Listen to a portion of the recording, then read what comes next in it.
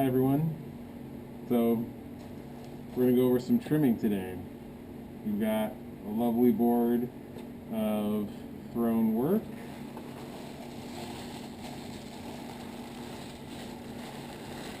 It's been wrapped up.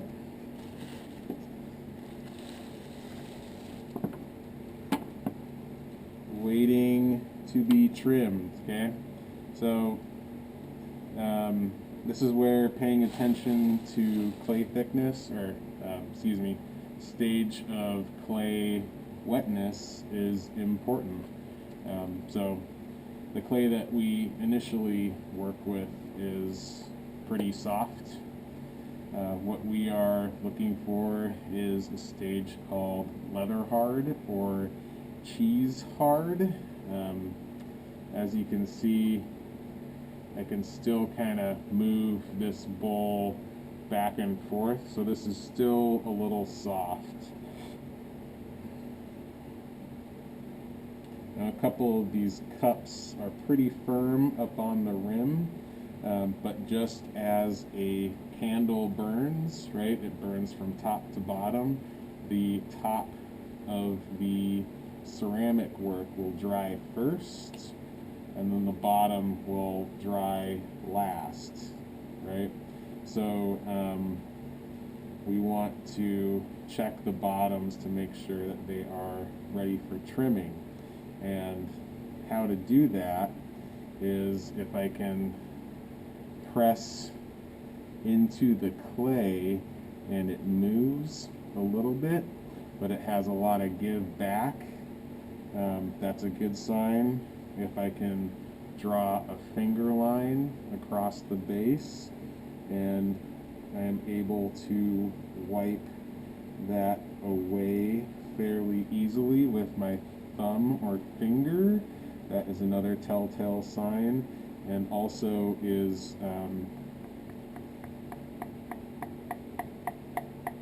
sound, right? So there's a number of different ways that you can tell your cups and bowls are ready for trimming. Again, common theme to ceramics is feeling things out. So feeling the material, understanding the material, and getting a sense of when it's ready to move on to the next stage. I want to show you the fan, right? So come with me.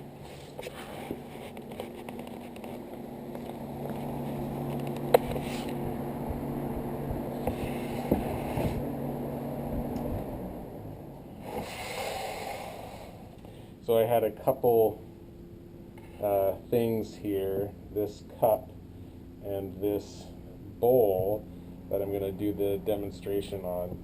These were just a little bit on the soft side of work, and so I put it in front of the fan for about 20 minutes and it stiffened up and we are ready to trim. So the fan is your friend.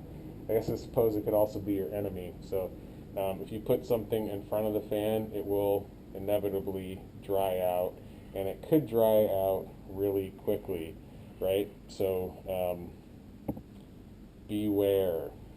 Use it wisely. We'll have another fan that's set up behind this one for drying off work, right? So use the fans, they're quite lovely. So taking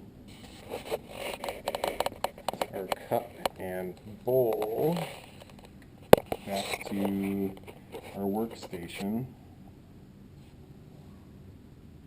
Reason why I chose this cup and bowl is just because they could make a really nice set.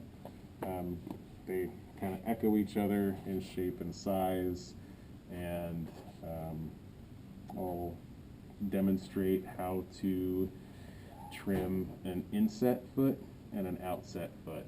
So that will be part of the assignment, right?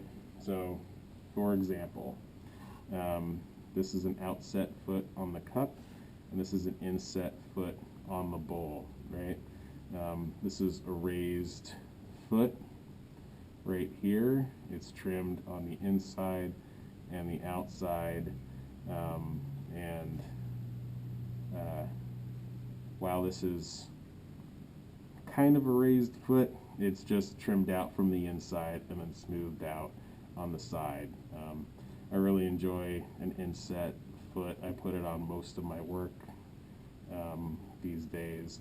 When I'm making a tumbler like this one, I like to have a raised foot because there's a couple things going on with it design-wise. There's this line here, it mirrors the top, and it gives it just a little bit of, you know, elevation having that raised foot, right? So when you guys sit down and are thinking about trimming, you can take into account what might look best on your cup or bowl, right? Maybe the raised foot will look better on the bowl than the cup, and that's what I'll do. I'll have a raised foot on the bowl, and I'll trim an inset foot on the cup, okay? So let's begin. How you would like to start is first centering your bowl. You can use the concentric circles on the wheel head as a, you know, measurement for being on center, right? If your bowl is fairly symmetrical, it's an easy thing to judge by the eye, right? If your bowl isn't quite symmetrical, finding center on the base proves to be a little bit of a task. But if you get the wheel going, stop it, you can slide it into place and get a good idea of where center is. The more seasoned trimmer, you can tap into place just like how you throw on center, right? So just light taps is what I'm doing, and it knocks the bowl into center. This takes practice, right? You know, I can see where the bowl is off center, and I can tap it into center from the look of how it's moving on the wheel, okay? It's a fun party trick, right? It makes a nice noise, plus it's super satisfying when you figure out how to do that. You're not going to need to do this for the class to get a good grade, right? The thing about trimming is it is exactly like centering, except you're removing the material. So just like throwing, you're always centering, especially on the wheel. Even when you're trimming, you're still centering, you're just removing that material. So in order to get this to stay on the wheel head, take a little bit of soft clay, roll a coil, and then make 4 little even-sized lugs. They don't have to be perfect. And from here, you're going to press down the lugs opposite side of each other so it holds in place, right? And then I'll just go and tap on the wheel head, and this will hold your bowl in place. So from here, things look good. things look on center. And when you're beginning this, if you take your needle tool, right, my hands are on the splash pan for support, so I have constant support. If you draw a little circle, you can see you know, what might need to be taken off for your foot ring, right? So if you draw a bullseye, I find that helps for trimming, because then I can look and see what you know, the proportions are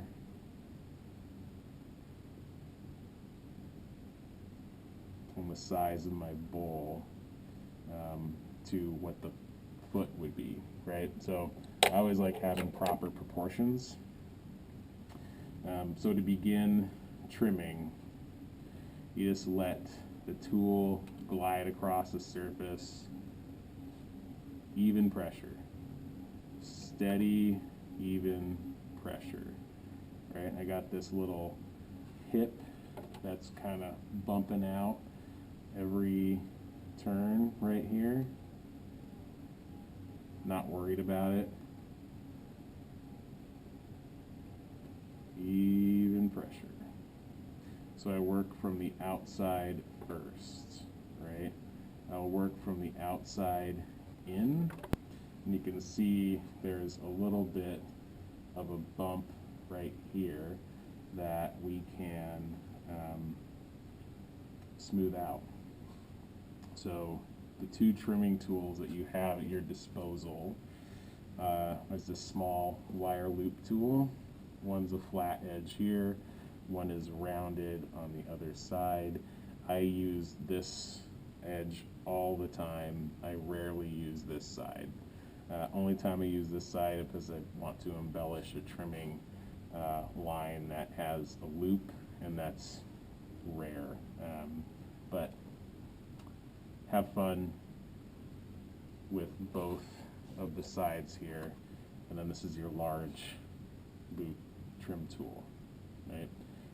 This is great for work on the sides. You can see how, you know, the surface area is you know, a good amount. It can move a lot of material. You can take a lot off, and it's going. I usually use it to round out the edges of my bowls because I can get a nice, long, sweeping transition with this, right? So depending how you want to hold it, you know, believe it or not, this edge right here creates a different edge than this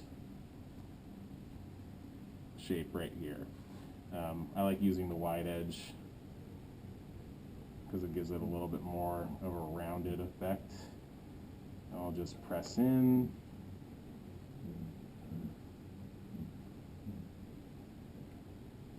And move downward. Slow, even pressure, right? And sometimes I like leaving this line. I think I'm going to leave that line. It's a really nice edge. And some of you might be looking at this little hump right here. Totally not worried about that.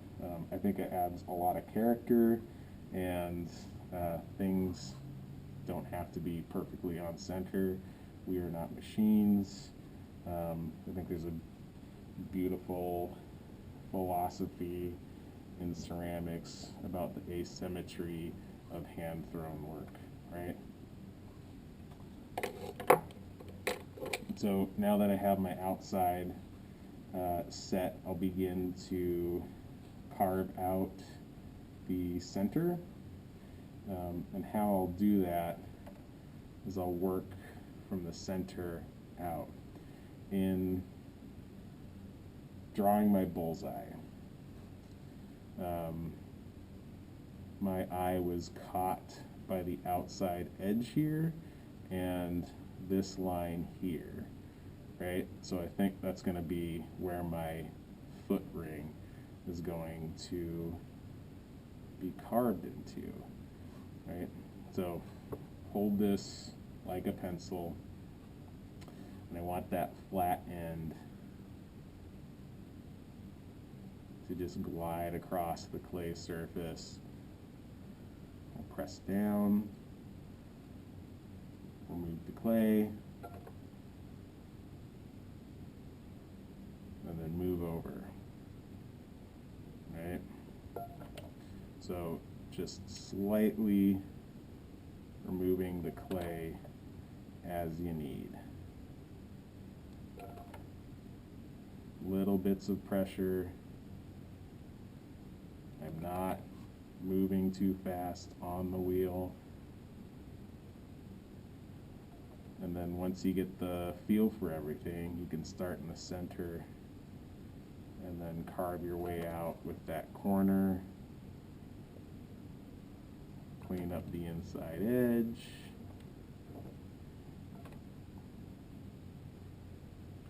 There's a couple of things going on here that I'm looking at, and I'm trying to make this outside meet this inside, or I'm trying to make this inside meet this outside.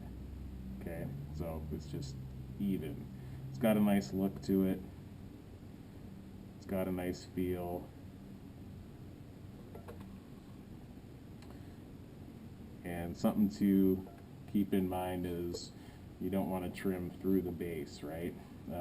How to tell if it's getting thin is by feel, right? You can press down if it starts to move a little bit, back off. I can feel how thin the base is with the tool here. That's just from experience. You can also tap it.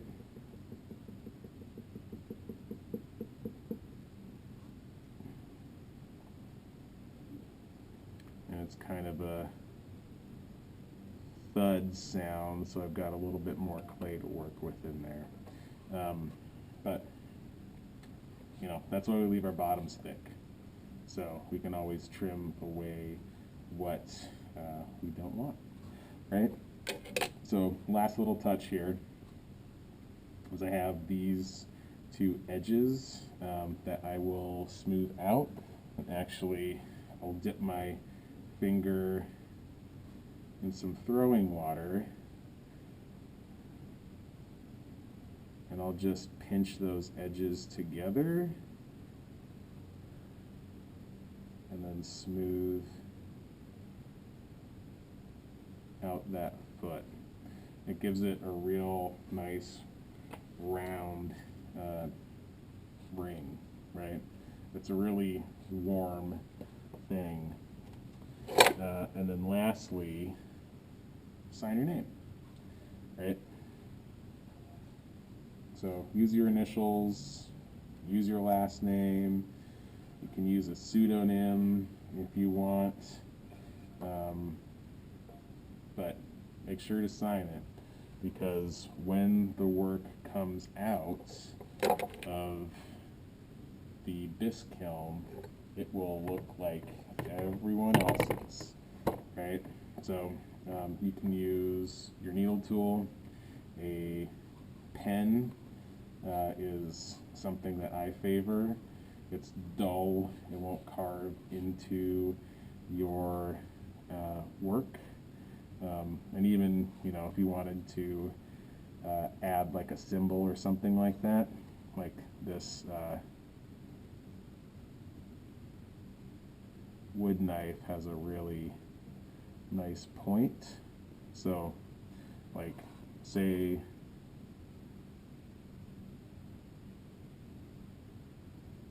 you know, that's my signature, right? I've got two marks there, and I know that's mine, right? I just made that up. So there we are, right? raised foot, sits nice, gives it a little bit of height, and should hold some nice ramen or something like that in there. So with those clay bits, hold on to your clay bits, because we will reuse these as we trim, right? So same thing with the cup. Use the concentric circles, judge it by eye, you know. If it's off center a lot, stop the wheel, move it back on, right? If it's off a little bit, you want to test your luck, tap it into place. Tap, tap, taparoo. That's good. So from here, again, rolling out that coil,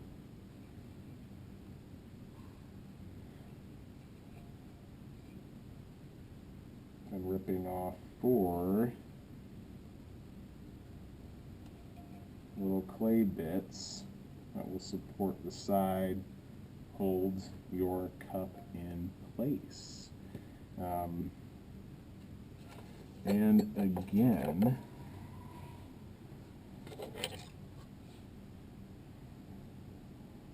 I want to draw that bullseye, right? So I'll usually start on the edge, because most likely I'm going to clean up this edge right here, and then I'll work my way inward.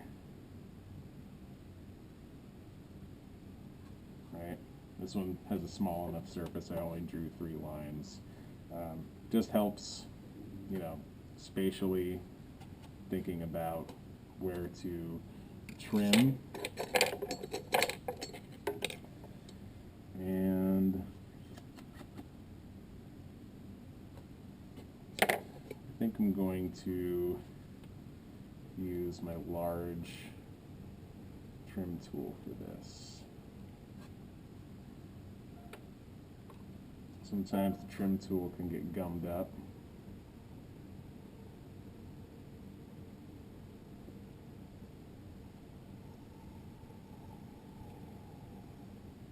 But as you can see, I trimmed off quite a bit on the wheel when I was throwing, right? So I already had this really nice curvature moving from the rim down to the base. It's really gradual. I like it.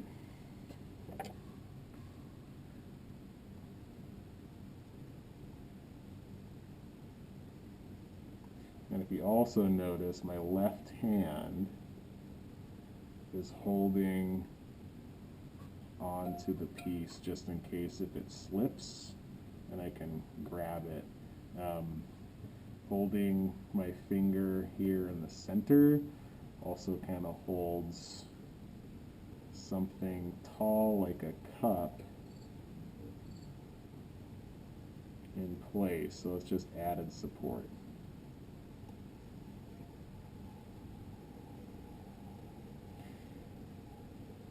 Okay, you can see how slow I'm trimming. It's not a speed race, right? You don't need to go fast. There's a reason why I like trimming with this large trim tool, because it has, if you can see, this little kick right at the end.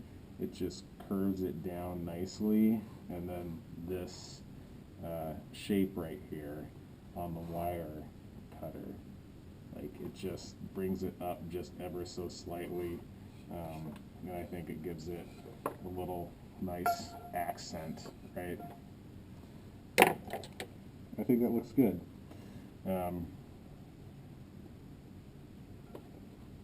I trim pretty minimally.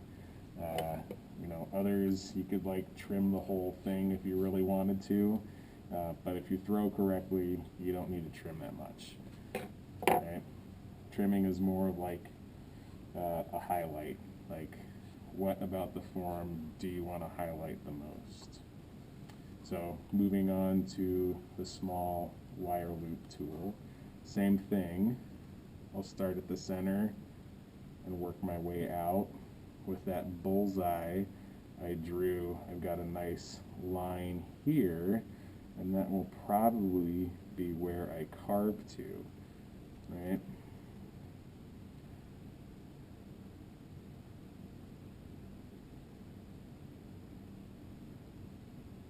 So pushing down lightly, carving out that clay, removing it.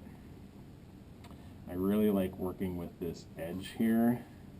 Instead of going down completely flat, I'm carving that edge into the clay. I get a better grip.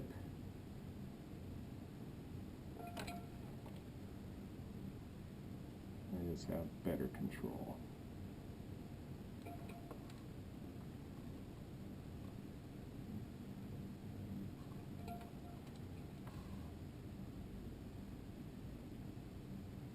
These egg-shaped cups are really nice to have a high inset foot.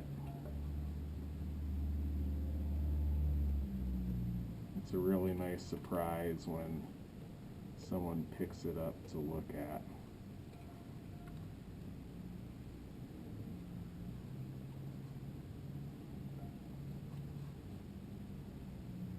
I'll just slightly round out this bottom here.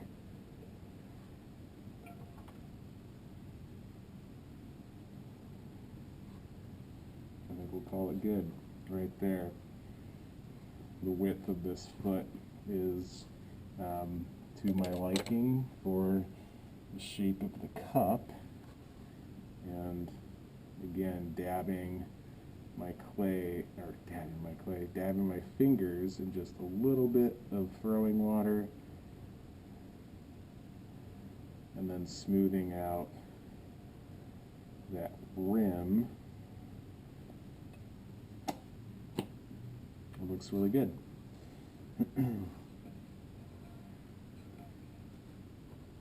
Alright, so this is a nice little teacup, or what we call a yunomi. It's a Japanese translation for teacup. A teacup for casual drinking.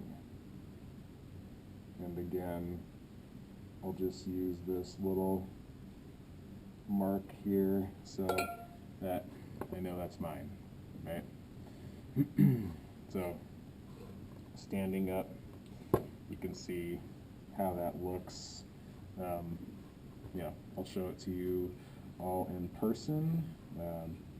Looks a little bit different in person than on the videos. So, that's our intro to trimming. Send any questions, and I'll see you soon.